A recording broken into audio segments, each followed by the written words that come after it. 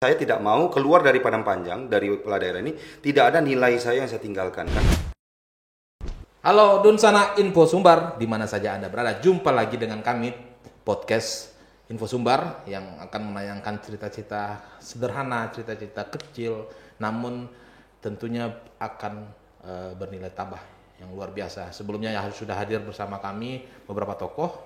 Hari ini kita kedatangan tokoh lagi, anak muda, gesit, mungkin lebih gesit dari saya. Wah. Kita sambut Bapak Fadli Amran, Bapak Wali Kota Padang Panjang. Selamat sore, Pak. Terima kasih Pak Camay. Assalamualaikum warahmatullahi wabarakatuh. Waalaikumsalam. Oke, pemirsa, saya diduluin ini, Mas. Pak Wali, saya enak panggil Pak Wali aja ya. Iya, boleh. Bro Wali juga boleh. Bro Bang Wali itu udah boleh. boleh. Ya. Bro itu harus kita ingat-ingat menjadi sesuatu gitu. Iya. Kita buka dulu maskernya. Boleh. Sudah vaksin? Sudah vaksin? Udah. Nah, oke. Mau dilihatkan dulu. Oh, sudah. Saya percaya. Karena kalau besok saya ke Papua juga harus pakai vaksin dong. Nggak mungkin Siap. terbang. Besok berangkat ya, saya dengar ya. Yes. Iya. Mantap. Jadi Dunsana Info Sumbar, kita tentu sangat berbahagia bisa kedatangan Pak Wali yang masih sangat muda, yang sudah memimpin kota Padang Panjang, yang dengan seabrek kegiatannya, dengan seabrek rutinitasnya, dan terakhir kemarin beliau baru mengukuhkan pengurus Gebu Minang Gerakan Ekonomi Budaya Sumatera Barat. Beliau termasuk berusia mungkin saya masih sedikit lebih muda dari beliau gitu kan. Mirip-mirip lah gitu. Beliau adalah tokoh-tokoh muda yang mungkin saya pikir satu dari sekian banyak 13 kepala daerah di Sumbar yang berusia muda ya. Millennials lah. 9 ya waktu itu. Ada 9 orang loh. 9 orang ya. Yeah. Alhamdulillah beliau yang pertama kita hadirkan. Nanti kita bisa bincang panjang dengan anak-anak muda ini. Siap. Dan yang pasti presenter pasti akan kebawa muda ini. Nah, memang muda kok, muda. Pak Wali. Ya. Ini jadi wali kota 2018. Betul. Sekarang sudah jalan 3 tahun. Betul. Ngimpi apa Pak Wali dulu? Ketika masih pakai celana merah pendek di SD, pernah mimpi jadi wali kota nggak? Nggak ada kayaknya ya. Kayaknya juga di tahun 2018 sebelum jadi wali kota nggak ada pernah mimpi jadi kepala daerah juga. Namun tentu perjalanan hidup kita lah yang mengantarkan kita kepada suatu tujuan, kan begitu. Yes. Jadi saya dulu sibuk berorganisasi, kenal ini, kenal itu, ya, berteman dengan semua orang, ya, dan alhamdulillah itu yang menjadikan mungkin ya jalan-jalan ini dibuka oleh Allah Subhanahu Wa Taala. Saya diantarkan dari satu organisasi lain, dan terakhir di 2018 ditawarkan mau jadi wali kota nggak nih pemuda, dia bilang begitu ke saya. Kalau pemuda ya siap lah kan begitu ya. Kalau untuk berbuat demi masyarakat, demi cakupan yang lebih besar, kenapa tidak? Itu labelnya masih ketua KNPI kan? Masih ketua KNPI, masih waktu itu juga sibuk di organisasi lain seperti KONI, ya, seperti di GCI, Junior Chambers International. Jadi memang dari dulu hobi menyibukkan diri begitu. Mungkin karena nggak ada kerjaan. ini tokoh yang harus kita pikirkan, bagaimana motivasinya luar biasa. Nggak ada kerjaan, terus bikin sibuk gitu. Iya. Nah, kita tentu berangkat dari situ, dari pikiran saya kan ingin dapat kunci nih. Ini kan anak-anak muda, kita kan harus kita upgrade pemikirannya. Jangan sekarang kan ada stigma anak-anak muda nih tidak terlalu peduli dengan apalah gitu, negara apa gitu kan. Nah, sejak kecil tuh kira-kira kan awalnya memang mengakui tadi memang dari kecil tidak ada. Sedikit pun tidak ada. Tidak ada. Keluarga saya semuanya pedagang, ya, yang mungkin aparatur sipil negara pun juga bisa, mungkin nggak ada ya kalau keluarga inti saya ya. Yes. Dan memang tidak ada yang berkecimpung di politik. Jadi saya mungkin yang salah satu yang paling pertama begitu ya. Walaupun cita-cita dari kakak-kakak sepupu ya, dari keluarga besar mungkin dulu-dulu ada juga. Ini anomali keluarga kali ya, anomali. Mungkin ya karena pedagang kan mikirnya ya untung rugi kan begitu ya. Tetapi nggak tahu kenapa setelah saya mikirin untung juga, tapi social profit gitu ya. Yes. Jadi bagaimana kita bermanfaat bagi masyarakat. Lebih ke arah situ. Dan sekarang saya tinggalin tuh semua. Perusahaan saya tinggalin, usaha-usaha saya kasih ke adik-adik. Jadi saya memang betul-betul sekarang politikus kan gitu. Dan pengabdi pada masyarakat. Pengabdi masyarakat. Itu lebih intinya. Politikus sih enggak juga, cuma ya pengabdi kepada masyarakat. Abdi. Ya kalau dorongan orang tua seperti apa?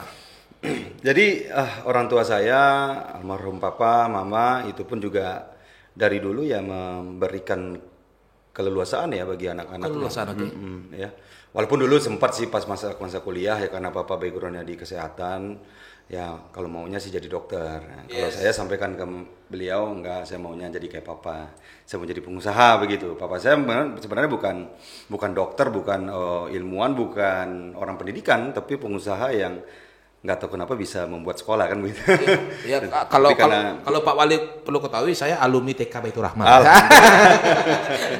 Ya, tapi mungkin karena keinginan beliau untuk menciptakan pendidikan yang baik dan bagus di Sumatera Barat, jadi terbangunlah sekolah itu, dan saya memang diminta waktu itu jadi dokter. Cuma saya sampaikan, saya mau seperti papa, saya mau kuliah bisnis, makanya saya pergi ke US waktu itu kuliah di bisnis di universitas di Amerika.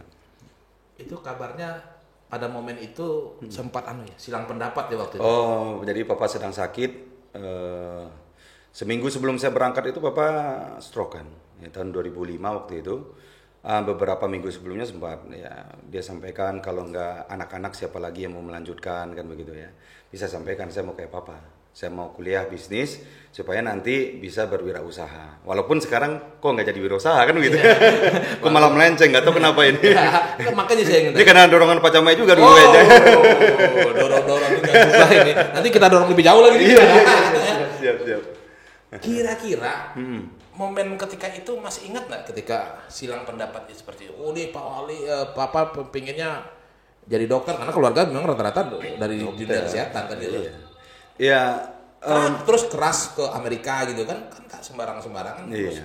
Jadi sempat ya papa ngomong seperti itu ya, kita harunya ya memang ketika sudah hampir dekat waktunya papa stroke, jadi nggak bisa ngomong lagi. Ya nggak bisa ngomong lagi, saya sampaikan, Pak, saya jadi ke Amerika. Ya nangis lah papa, walaupun stroke tapi dia masih mengerti lah tentang apa ini. Makanya itu momen-momen yang saya rasa mendewasakan dan juga menjadi momentum yang mungkin tidak akan terlupakan bagi saya begitu ya.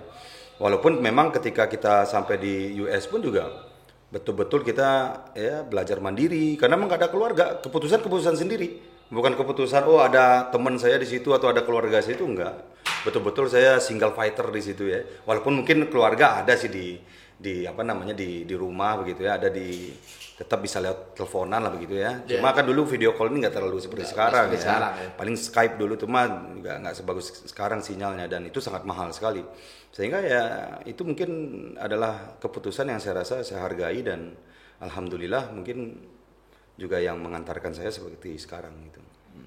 Itu bagian dari proses, dan apa yang nilai-nilai yang bisa Pak Wali sampaikan untuk anak muda, proses kekuatan berkeluarga, proses menanamkan keyakinan. Keyakinan nama itu ya, yakin orang tua arahnya seperti ini, kita arahnya seperti itu. Ini bukan berarti kita mendorong anak muda berbeda jalan, tidak. Itu apa kekuatan apa yang Ya kalau saya rasa ya memang kita harus kita harus memilih apa yang jalan tentunya kita inginkan ya, dan komit terhadap jalan yang sudah kita pilih begitu ya. Nah saya rasa proses-proses itu walaupun berhasil atau gagalnya itu yang mendewasakan kita. Jadi kalau saya sih tidak melihat bagaimana saya di Amerika nanti kalau nggak berhasil bagaimana ya. Sama juga kalau banyak kawan-kawan yang nanya, Pak Wali saya mau jadi pengusaha, modal nggak ada, nanti nggak berhasil gimana? Lo kok nanya nggak berhasilnya? Jalani dulu prosesnya. Jalani dulu prosesnya. Malahan kegagalan itu kan kalau bahasa-bahasa orang kan kunci dari kesuksesan kan begitu ya. Memang dari kegagalan itu kita tahu, lain kali mungkin nggak lewat jalan sini, besok lawan jalan sini. Dan itu yang mendewasakan kita. Pasti itu seperti menabung ya. Pak Wali pernah gagal? Pasti sering lah. Apa kegagalan yang paling membuat Pak Wali? Iya, saya dulu kan ya misal contoh yang memang betul-betul saya pikirkan betul ya, dulu saya jadi pengusaha. Punya beberapa usaha, punya beberapa perusahaan, sempat saya memang dikejar-kejar bank, ya tidak terbayar kan gitu ya. Yang gaji pun juga mungkin ngos-ngosan begitu ya, dan itu yang menjadikan kita belajar kan untuk bisa menjadi pribadi yang bertanggung jawab terhadap apa yang kita pilih.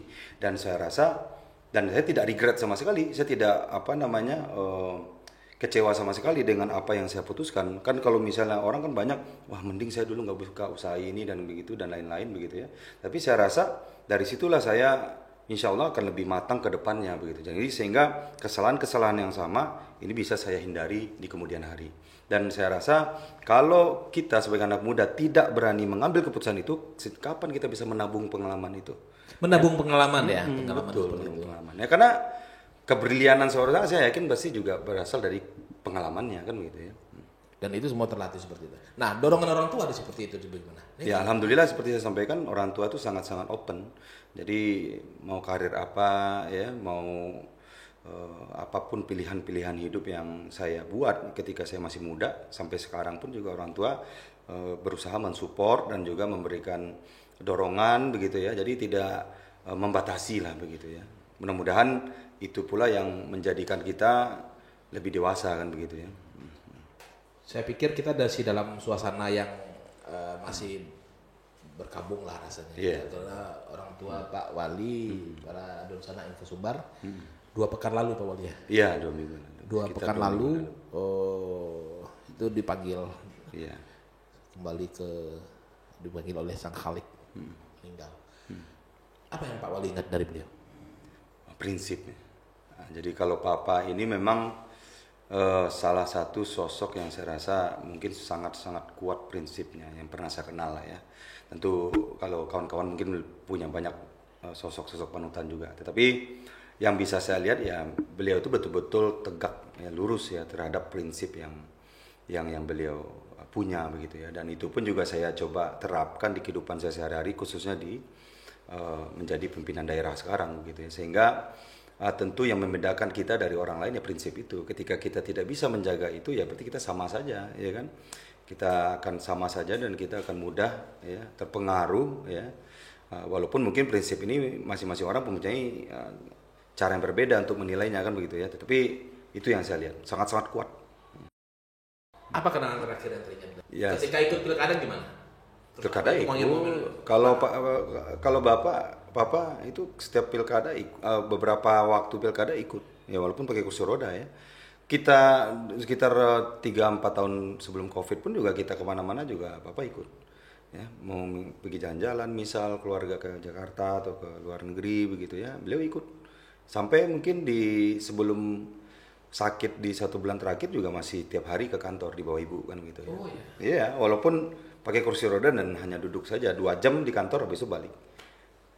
Masih itu berarti bagian dari prinsip yang saya pikir kalau saya mungkin saya cerita sedikit ya. Jadi dulu kita pergi naik haji ya. Ini salah satu momen yang saya ingat gitu.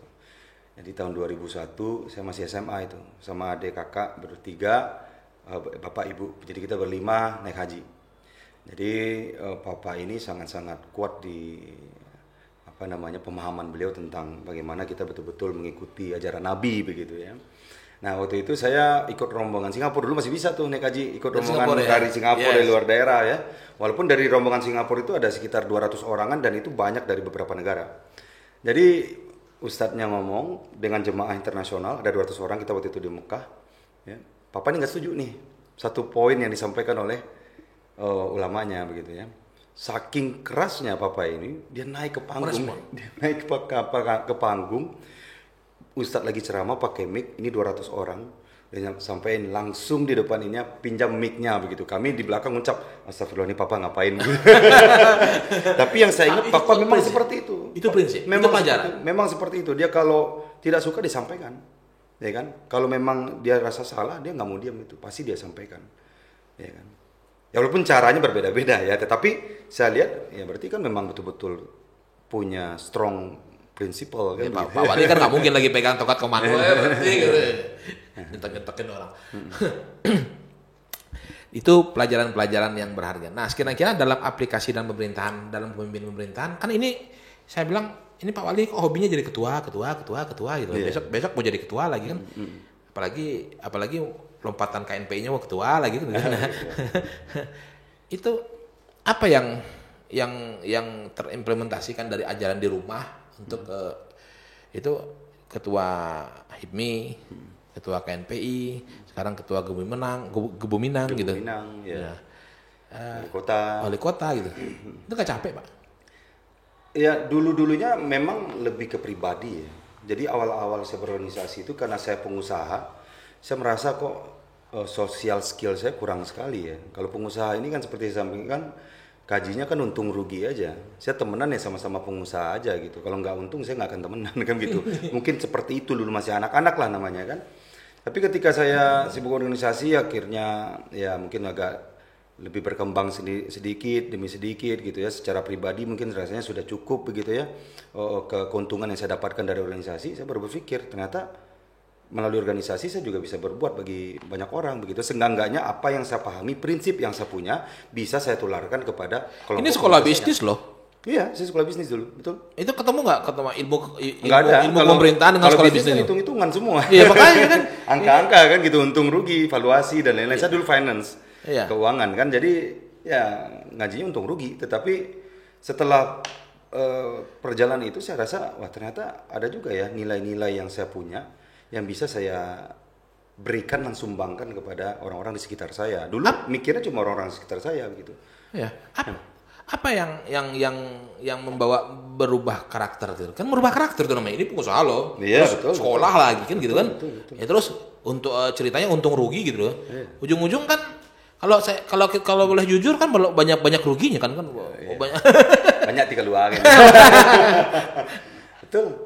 Ya, jadi tentu social planner-nya itu apa sih? Enggak, jadi saya rasa ya bagaimanapun kita hidup ya secara bermasyarakat ya, kita melihat kekurangan, kelebihan dalam baik apapun yang ada di sekitar kita gitu. Dan di situ saya ingin mau mengisi begitu ya. Misalnya contoh ya, mungkin lebih gamblang saya menyampaikan bagaimana prinsip kejujuran misal begitu ya dalam mengelola organisasi dulu nih gitu ya. Mungkin ada kawan-kawan yang mungkin belum tahu bagaimana berorganisasi dan juga mungkin cara-cara berorganisasi selama ini mungkin berbeda dari cara pandang saya. Tiba-tiba saya tergerak loh, saya bisa merubah nih, saya bisa ngasih nilai-nilai saya nih kira-kira, walaupun nilai saya ini belum berarti juga nilai yang baik, tapi saya rasa ini bisa nih saya coba implementasikan, ataupun kedisiplinan ya. Saya senang tuh misalnya dulu awal-awal organisasi kawan-kawan ini datangnya 1 jam, 2 jam, ya seenggaknya kalau lebih datang setengah jam lebih dulu kan bagus gitu. Saya telat ya tadi ya. Kan lihat jam. Saya ingin menyampaikan bahwa Pak Wali itu sudah connect gitu kan. Nyampe tadi beda-beda 15 menit. Beda 5 menit ya. Jadi maksudnya ya mungkin nilai-nilai itu, dan saya rasa juga banyak teman kan banyak rezeki juga ya, karena dulu saya pengusaha, saya punya banyak organisasi, saya punya banyak teman-teman organisasi juga membantu saya juga dalam mengembangkan jaringan. Tetapi saya rasa nilai tadi itu yang saya coba pahami, dan tentunya kita juga hidup di dunia ini tentu untuk bermanfaat bagi orang lain ya kan. Nah nilai-nilai saya mungkin ada yang bisa saya tularkan lah dalam organisasi ataupun keseharian saya sebagai wali kota sekarang. Dalam wali kota seperti itu kan beda lagi nih orang organisasi. Gaya-gayanya timnya seperti ini gitu, gaya-gaya anak buah birokrasi kan begini gitu kan. Iya. Ya saya rasa sama saja ya, walaupun kalau berbicara pencapaian ya pasti pencapaian pembangunan, indikatornya ada kan. Tetapi nilai-nilai yang saya punya, prinsip yang saya punya, ini yang saya mau terapkan di bidang pemerintahan gitu. Contoh, seperti saya bilang tadi, baik itu kejujuran, transparansi, akuntabel ya, saya pengusaha, dulu semuanya kan harus terbuku, harus jelas dan lain-lain kan. Dan juga bagaimana kerjasama, ya bagaimanapun kita sibuk di organisasi dulu. Dan ini yang saya coba terapkan, walaupun berbicara pembangunan, sekali lagi tadi sampaikan ada indikator-indikatornya, tetapi saya tidak mau keluar dari Padang Panjang, dari kepala daerah ini, tidak ada nilai saya yang saya tinggalkan. Karena yang akan stay, yang akan bertahan nanti adalah itu. Yang akan diingat pun juga akan itu. Nilai-nilainya. Ya kalau misalnya berapa yang dibangun, apa semuanya itu relatif lah. Tetapi ada loh yang mungkin bisa menjadi contoh bagi masyarakat, oh cara bekerja Pak Wali dulu seperti ini. Bagaimana transparansinya, bagaimana kejujuran, bagaimana kerjasama dan lain-lain. Itu yang saya rasa cita-cita dari saya sendiri sebagai kepala daerah ataupun pimpinan organisasi-organisasi. Itu membagi kisah bagaimana tuh? Padang Panjang, terus banyak kegiatan, terus banyak terus di WA Group masih ada nggak? Masih ada masih banyak. WA Group SMP, SMA masih gitu. Banyak. Terus gimana cara meladeni teman-teman itu? Ya kalau WA memang jujur saja nggak mungkin kita bahas semua kan. Tetapi kalau diundang pertemuan-pertemuan saya datang ke Jakarta, ke Padang, di Padang Panjang ya. Saya rasa kalau untuk jarak relatif dekat lah, cuma 1,5 jam ya kan. Tetapi selalu saya sampaikan sebenarnya itu kan tergantung kita bagaimana memanage waktu. Ya saya sebagai ketua KNPI selalu menyindir tuh kawan-kawan ya. Dia bilang, "Bang, mohon maaf ya saya nggak bisa datang rapat loh dari mahasiswa-mahasiswa nih biasanya tuh kan." Oh ya udah nggak apa-apa, saya undang lagi, nggak bisa lagi. Saya sampaikan ini masih muda saja, belum banyak kegiatan, udah nggak bisa bagi waktu begitu ya. Nah, jadi baliknya lagi ya bagaimana kita membagi waktu ya, bagaimana kita bisa memilah-milih waktu itu, dan saya rasa ini juga esensi dari ketika anak-anak muda sekarang memang bercita-cita lah nanti ke depan tuh jadi pemimpin gitu. Nah, itu modalnya tuh siapa yang menjadi pemimpin. Nih, dengar cerita beliau. Bagi-bagi waktu gitu loh. Mungkin tidak sekedar bagi-bagi waktu mah kalau beliau mah. Kalau saya memang main game masih hobi saya juga masih banyak, masih bisa kok saya bagi waktu. Enggak, kalau dibilang oh Bapak Wali sibuk, iya betul sibuk, tetapi yang penting kan kita bisa memaksimalkan waktu kita di setiap kegiatan-kegiatan kita. Nggak boleh juga jadi wali kota terus nggak ada olahraganya, nggak ada main gamenya, nggak mungkin juga kan. Olahraga yang paling demen? Kalau sekarang yang rutin mungkin karena karena waktu juga ya paling fitness. 2 kali atau kalau lagi mood 3 kali seminggu. Saya push up tiap pagi, push up bro. Push up tiap pagi, bangun sebelum mandi 2 kali 25. 2 kali 25? 2 kali 25, berarti 50 sebelum mandi. Ya. 2 kali 25. Coba berdiri Pak Wali. Oh enggak, kalau perut jangan. Tapi kalau bisa dilihat di Instagram saya, itu setahun yang lalu, itu saya beratnya 10 kilo dari sekarang. Tadi 98, sekarang 88. Nah, coba cek Instagram Fadli Amran, @fadliamran gitu. Boleh promosi sekali. Promosi. Ya, ingat. Nah, jadi olahraga fitness lah.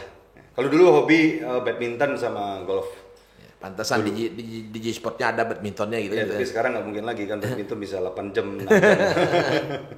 Aduh, itu momen-momen yang menarik saya pikir. Nah, sebelum kita bincang-bincang lebih dalam, kita ingin masuk sedikit soal ada pertanyaan cepat nih Pak Wali. Siap. Kita udah bikin rancang-rancang nih. Selain itu kan pasti ada kait-kaitannya. Nanti Pak Wali coba terjemahkan dengan ini berat nih kayaknya ini. Dengan ini Pak Camen ini kasih santai berat aja, nih. berat aja jangan. Marah nanti baca pendengarnya. 2 hal kotanya. Ada tiga. Padang atau Prapanjang? Prapanjang. Gibran atau Kaisang? Gibran. Artinya apa? Saya nggak tahu itu artinya. Saya jawab aja karena saya kenal sama Gibran, saya nggak kenal sama Kaisang. Entrepreneur atau pemerintahan? Entrepreneur. Ternyata kaitannya nampak. Kalau beliau ini ingin entrepreneur, itu harusnya tadi milih Gibran, milih Kaisang. Kalau Gibran sekarang kan lagi sibuk-sibuk nih bapak ini lagi coba mentandem-tandemkan gitu kan. Siapa? Tandem kan ceritanya Gibran dan Fadli Amran. Oh, itu senior KNPI itu. Memang ada niat untuk masuk ke Jakarta? Iya, karena lanjutannya memang itu ya. KNPI Sumatera Barat, saya mungkin 1 bulan lagi sudah uzur juga. Nah, jadi ya pasti adalah untuk berkiprah di kepemudaan nasional, kenapa tidak. Tetapi tentu itu aspirasi dari rekan-rekan, kawan-kawan ya kan, dan saya menghargai sekali, dan tentunya kalau ditanya ke saya ya bersyukur kalau memang ada amanah untuk bisa masuk ke kancah nasional. Kapan kontak dengan Mas Gibran? Waktu itu cuma ini aja ya, dari kawan-kawan di KNPI Pusat kan sempat bertemu dengan Mas Gibran, jadi saya pun juga waktu itu diminta sama ketum untuk menyeting waktu ya, bertemu kepala-kepala daerah yang ketua KNPI untuk bertemu dengan Mas Gibran. Ya untuk diskusi lah, untuk bertukar pikiran. Dan bicara soal KNPI? Enggak, cuma baru inisiasi saja. Inisiasi saja. Siap. Berarti memang ada lompatan beliau. Tadi hampir masuk jebakan, tapi saya coba mengkait-kaitkan dengan Padang, dengan Padang Panjang. Ternyata masih setia dengan Padang Panjang, saudara-saudara. Sebenarnya kalau saya lihat tadi kenapa saya jawab entrepreneur, karena saya meyakini ya entrepreneur itu kan sifatnya bagaimana betul-betul jiwa kewirausahaan ini juga meliputi kepemimpinan di dalamnya juga kita menjadi marketer, di dalamnya kita jadi akuntan, di dalamnya kita jadi orang multisektor. Jadi saya rasa kepala daerah yang berasal dari wirausaha itu bagus. Sambil minum Pak Wali. Siap. Ini ada pertanyaan dari netizen. Nah, jadi follower info sumbar. Nggak banyak-banyak, tapi kita sampaikan saja dua Det ya. Dua aja Det ya. Dari Doni Arinugraha, kenal Pak? Nggak tahu. Dia bilang kenal Bang? Kalau dia bilang kenal berarti. Asik bahasanya Pak, Bapak. Apa saya destinasi? Aku agak promosi istimewa Pak. Kaba elo. Kaba. Doni Bapak Fadli elo. Apa tanyanya? Apa saya destinasi wisata kini di Padang Panjang kok Pak? Silakan Pak. Siapa Doni ya? Dari Doni, kita sekarang fokus ke wisata kuliner. Jadi kalau ke Padang Panjang jangan lupa datang ke wisata kuliner kita di Pasar Kuliner Padang Panjang. Pertama, kita juga mempunyai museum ya, PDIKM, Pusat Dokumentasi Informasi Minangkabau. Di situ ada catatan-catatan Buya Hamka, ada kepingannya Aha Nafis, ada buku-buku lama tentang sejarah Minangkabau, ada foto-foto Minangkabau yang dikoleksi oleh Bapak Bustanil Arifin. Jadi memang rumah gadang di PDIKM itu adalah dibangun oleh Bapak Bustanil Arifin. Wisata sejarah itu berarti ya? Wisata sejarah. Jadi dia hibahkan kepada pemerintah tahun 88. Kita juga ada kampung wisata. Kita fokus juga di kampung wisata. Alhamdulillah terbaik di Sumbar, kampung wisata Kubu Gadang. Kita juga ada masjid tertua di Padang Panjang, itu ada Masjid Sigando. Ada beberapa spot lain, tapi yang penting datang dulu ke Padang Panjang. Kalau bisa singgah ke rumah wali kotanya, pas mau Bancamai kan gitu. Wah, Doni dapat undangan kita Doni. Insya Allah ya, datang itu. Terakhir ke PDKM kapan? Sekitar 2 minggu 3 minggu lalu kali ya. Oh, terus tetap sempat gitu. Padang Panjang kan kecil Pak. Oh, iya. Nggak seolah-olah kita bikin besar ya. Cuma 2 menit 3 menit kemana-mana. Ada pertanyaan juga dari MK Yusran @nkYusran.6. Motivasi untuk masyarakat Sumbar Pak. Motivasi untuk masyarakat Sumbar. Saya rasa untuk anak muda lah ya. Untuk anak muda seperti yang saya sampaikan tadi, bahwasanya berproses lah. Saya yakin proses itu yang akan menjadikan kita siapa kita nanti di masa depan. Ketika kita cenderung duduk nyaman di kursi ini, ya, tidak keluar dari comfort zone, ketika itulah kita tidak berproses. Gitu. Bahasa sederhananya? Ya keluar. Kerajo itu. Keluar saja apa yang kita inginkan, apa yang kita ingin lakukan, silakan jalani begitu ya. Tetapi jalani dengan sebaik-baiknya. Kan ada juga yang tidak terbuka. Ya kan, oh ini ada peluang kerja nih di sini, ya kan, walaupun di sini pengangguran kan, ada peluang kerja, malas nanti nggak bisa mandiri dan lain-lain. Nah ini yang tertutup itu tidak boleh. Pokoknya coba saja. Ya itu MK Yusran pertanyaannya, tapi ada yang sederhana ini dari Muhammad Den. Tapi sedikit pertanyaan, sehat Pak ya? Alhamdulillah sehat walafiat. Dijawab dengan ringan, dengan santai. Itulah Pak Wali kita, anak muda kita. Dan saya pikir itu akan menjadi kebanggaan kita nanti, kebanggaan Sumatera Barat ke depan. Insya Allah apa yang kita sampaikan hari ini berguna Pak. Amin, rabbal alamin. Dan saya pikir dorongan, motivasi, karena insya Allah Info Sumbar dengan 902.000 followernya, terbesar di Sumatera Barat. Kita boleh mantap. Bisa mendengar ini dan bisa ikut-ikutan memberikan nilai tambah untuk kita semua. Betul. Pak Wali mungkin ada closing? Oh yes, ada yang lupa. Ini kan kita lagi momen PON ini. Iya. Ucapkan selamat dong untuk ucapkan dukungan untuk atlet Padang Panjang sekalian. Untuk rekan-rekan atlet Sumbar, ikuti apa kata pelatih, jangan lupa berdoa, berlatihlah sehabis tenaga kita, mudah-mudahan mendapatkan prestasi terbaik di PON Papua. Ya. Jadi informasinya dari 188 atlet Sumatera Barat yang ke Papua untuk ikut PON, itu ada berapa orang Padang Panjang Pak? Padang Panjang 2 orang. Ada 2 orang dari Padang Panjang dan itu atlet tarung derajat sama silat. Tarung derajat dan silat. Nah, itu insya Allah akan membawa pulang medali tuh. Amin. Pak Wali ngasih apa untuk medali? Oh, insya Allah ada bonusnya kan. Kemarin pas pergi pun juga kita berikan inilah ya, sedikit transportasi. Oh siap. Oke, mungkin itu saja. Saya tidak menyimpulkan karena kita dari kisah-kisah tadi, tentu kita bisa mencari intisari apa yang kita ceritakan. Terima kasih Dunsana Info Sumber. Kita berjumpa lagi dalam kesempatan berikutnya. Terima kasih Pak Wali. Terima kasih, sukses selalu Info Sumber. Luar biasa. Sehat Pak Camai. Selamat sore. Assalamualaikum warahmatullahi wabarakatuh. Waalaikumsalam warahmatullahi wabarakatuh.